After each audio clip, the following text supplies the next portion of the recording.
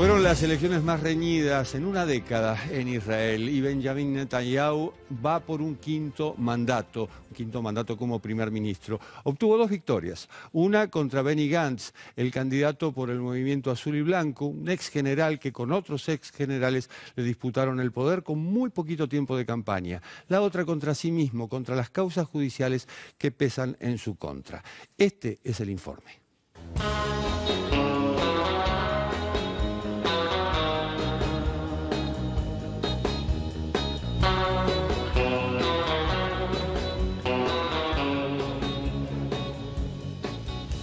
El primer ministro de Israel, Benjamin Netanyahu, candidato del oficialista partido Likud, ganó unas reñidas elecciones parlamentarias y se aseguró así un quinto mandato, el cuarto consecutivo desde 2009.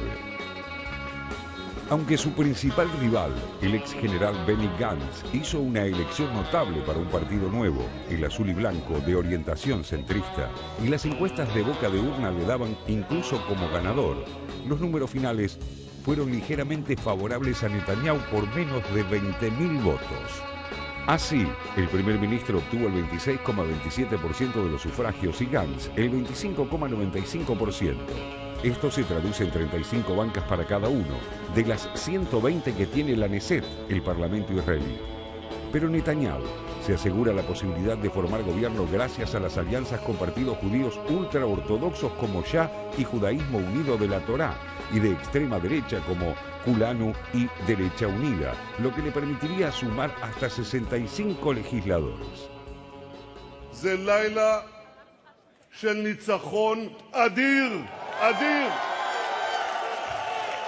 אני מאוד נרגש שעם ישראל שוב נתן בי אמון בפעם החמישית ועוד אמון גדול יותר.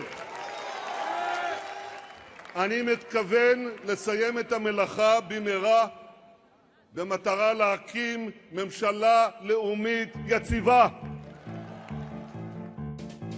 La elección fue en gran medida un referéndum sobre la gestión y la propia figura de Netanyahu, desgastado por las causas de corrupción que pesan contra él y su entorno más cercano y que todavía podrían complicarlo durante su nuevo mandato. El primer ministro hizo valer su principal activo, la seguridad. En este sentido, los cohetes caseros lanzados desde Gaza pocas semanas antes de la elección y respondidos de inmediato por bombardeos de las fuerzas de defensa de Israel contra el enclave no podrían haber sido más oportunos para fortalecer sus chances. La particularidad del fragmentado sistema de partidos israelí hace que sectores políticos marginales y muy radicalizados se vuelvan preponderantes para la formación de gobierno, lo cual mueve todo el debate hacia la extrema derecha. Una consecuencia de esta situación es también que el partido de centro de Gantz se haya convertido en la segunda fuerza y ocupe un lugar que durante años perteneció al Partido Laborista, que esta vez obtuvo solo 6 bancas. A su vez, en este panorama, los partidos árabes israelíes, que expresan al 21% de la población de Israel y también la izquierda, experimentaron un notable retroceso en estos comicios. I think we have just witnessed a clear-cut vote by the Israelis to maintain the status quo as far as we Palestinians are concerned. This was a vote to maintain the status quo, to maintain apartheid. I think in the new elections from the exit polls, I think there are only 18 seats in the 120 seats Knesset that support the two-state solution on the 1967 lines. That means 102 seats in the Knesset don't support the two-state solution on the 1967 lines. Los palestinos, en tanto, ven con preocupación el triunfo de Netanyahu, que durante la campaña y con el objetivo de atraer a los votantes de extrema derecha, prometió anexar las áreas ocupadas de Cisjordania, en las que se levantan asentamientos israelíes, lo que terminaría de asestar el golpe de gracia a las esperanzas de un Estado palestino. Un objetivo para el que Netanyahu viene trabajando deliberada y abiertamente.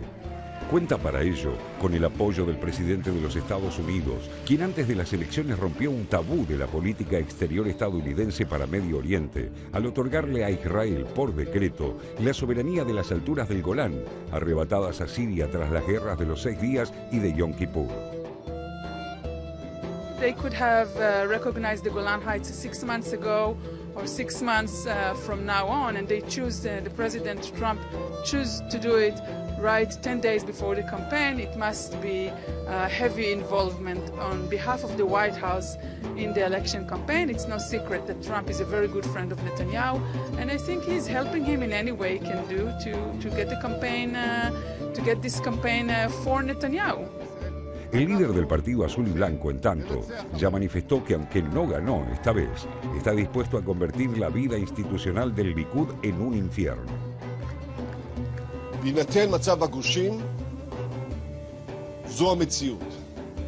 המערכה לא תמה, הדיאלוגים מתקיימים. La oposición teme, entre otras cosas, que Netanyahu promueva alguna ley que le garantice inmunidad argumentando cuestiones de seguridad nacional para sacarse de encima el espinoso frente judicial que lo acosa. La nueva gestión del líder del Likud, con toda probabilidad, consolidará aún más la deriva ultraderechista y sectaria que marca el pulso de la política de Israel, una tendencia preanunciada por medidas de la gestión que concluye, como la cuestionada ley que declara que solo los judíos tienen derecho a la autodeterminación en el país, las políticas activas para erradicar a los palestinos del este de Jerusalén y expandir los asentamientos en los territorios ocupados. Hechos consumados que vuelven imposible cualquier plan de paz y la constitución de un Estado palestino.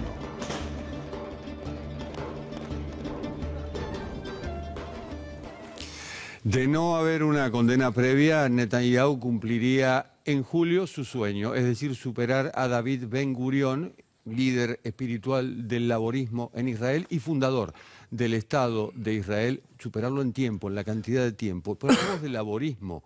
¿Dónde quedó el laborismo, José? Bueno, quedó en un lugar muy menor respecto al lugar que había ostentado, como vos decías, Jorge, desde la fundación del Estado de Israel en el 48. Durante 3 décadas, el laborismo fue la fuerza que construyó Israel tal como lo conocemos, que peleó por la independencia, que ganó las guerras. Bueno, todo eso se hizo bajo dominio, bajo hegemonía, bajo liderazgo del Partido Laborista, que en este caso obtuvo apenas 10 diputados sobre 120 que hay en el Parlamento, con un 8% de los votos, y se suman los votos del laborismo y los votos del Partido Pacifista, que es aliado del laborismo. Lo venimos diciendo en este programa hace tiempo, Israel ya no vota entre derecha, centro e izquierda. Lo que eligen los israelíes básicamente es entre ultraderecha o derecha, digamos. Esas son las opciones a las que están. Y esto responde, lo podemos desarrollar en otro momento, creo yo, a un giro conservador que tiene que ver no solo con las élites israelíes, sino con la sociedad israelí, que es cada vez más conservadora y cada vez más renuente a la posibilidad de llegar a un acuerdo de paz con los palestinos. Hay 2 puntos importantes. Uno es la seguridad, el otro es la economía, Raúl. Exactamente, quizás agregando a lo que decía José, quizá la economía de Israel explique mucho de lo que no se entiende desde afuera, es decir, cómo un líder que se supone desgastado, muy incriminado por temas de corrupción, ultraderechista y demás, puede ganar las elecciones como las ganó. Bueno, quizá la economía lo explique. Le dio una prosperidad a Israel que es indudable, muy reconocida internamente. Hay que ver que el PBI per cápita de Israel hoy es superior al de Gran Bretaña, al del Reino Unido, $40.000 por año. Y además le brinda la seguridad a la población de que va a seguir en ese camino. Inclusive algunas relaciones internacionales que son cuestionadas, por ejemplo la de Donald Trump o Jair Bolsonaro, para él es un respaldo porque es una seguridad de que Israel está en un camino de prosperidad que no va a abandonar. Donald Trump le hizo varios favores, uno de ellos fue en la víspera de las elecciones, es decir, colocar como organización terrorista a la Guardia Revolucionaria de Irán. Por primera vez en la historia de los Estados Unidos, una fuerza militar es considerada terrorista. Pero también hay una impronta, es la impronta del rey Bibi, que es Netanyahu. King Bibi, una parábola del populismo moderno, decía la tapa del semanario The Economist, muy influyente, y hablaba de esa combinación de política que tiene él, Netanyahu, que es muy ruidosa, pero también la erosión de las instituciones en Israel.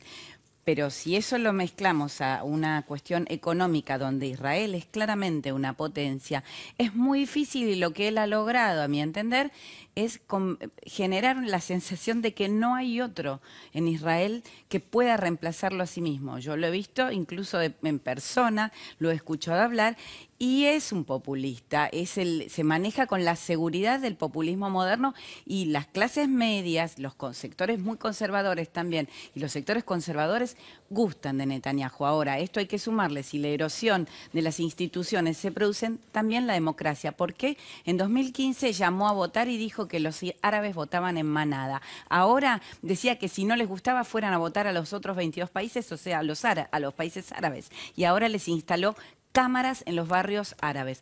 Es muy complicado competir con eso. Un nuevo capítulo en la historia de Israel, del cual por supuesto seguiremos hablando en los próximos programas.